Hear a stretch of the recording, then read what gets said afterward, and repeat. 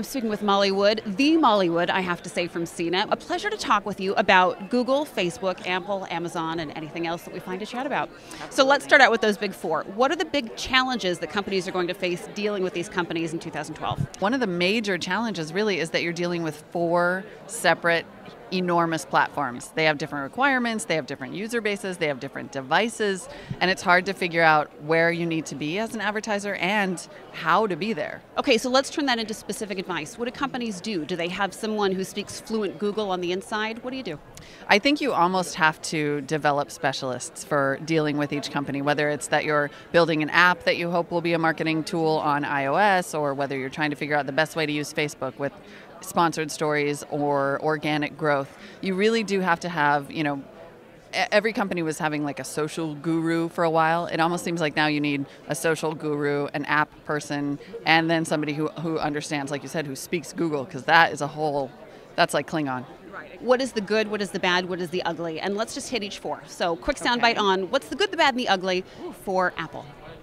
Well, for me, the most difficult thing about Apple is the restrictive nature of the platform. So you're going to reach people who are very passionate about that brand. There's a possibility, though, that you may not reach as many as you want. I understand the iAds platform hasn't been the easiest to deal with. And if you're trying to develop an app that you want to use as a marketing or outreach tool, you risk having it rejected. That's sort of the downside of closed systems. Apple is in charge, and you will definitely feel it. Facebook, actually the same thing. They are a closed system, and they are just now starting to dip their toe really into advertising. They haven't been very advertiser friendly from what the panel said. And so it sounds like they still have work to do in terms of trying to make advertisers feel at home. It sounds like some of the recent changes to the news feed have left some advertisers feeling like it's harder to get attention unless you're buying sponsored stories. So some of that organic conversation that was happening before has been shut down a little bit. Well, I think for how big they are, they're still trying to figure out exactly who they need to be. Yes. And I'm hearing a lot of creative ideas about how advertisers are going to work with them. They're going to crowdsource their ads. They're going to do things. But I think you're right. They're still figuring it out. Yeah, so that, at this point, dealing with Facebook as an advertiser is sort of like dealing with a toddler. So it's just going to be a lot of work and patience.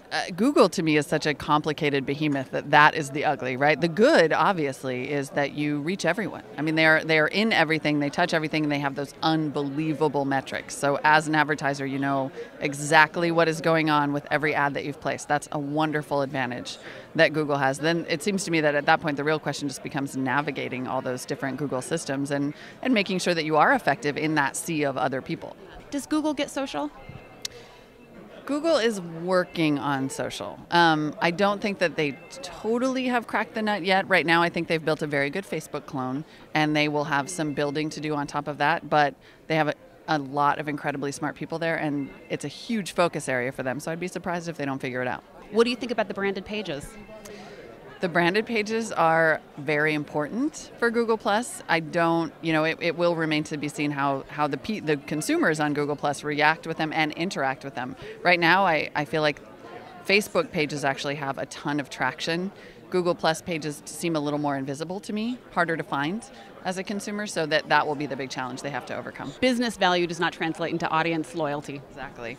Okay, Amazon. Well, Amazon is just an impossible nut to crack for advertisers. We talked about how they're interested in customers and not partners, so that makes it a little harder. But I think they are a company that you definitely can't afford to ignore, and as they develop these platforms, these hardware platforms, that is a big opportunity for advertising. The Kindle Fire, the fact that they're selling ad-supported devices, I think, is a huge opportunity. What comes next for Amazon? We know that they're a retail giant, but they're in entertainment, they're in devices, like you said. What comes next for Amazon?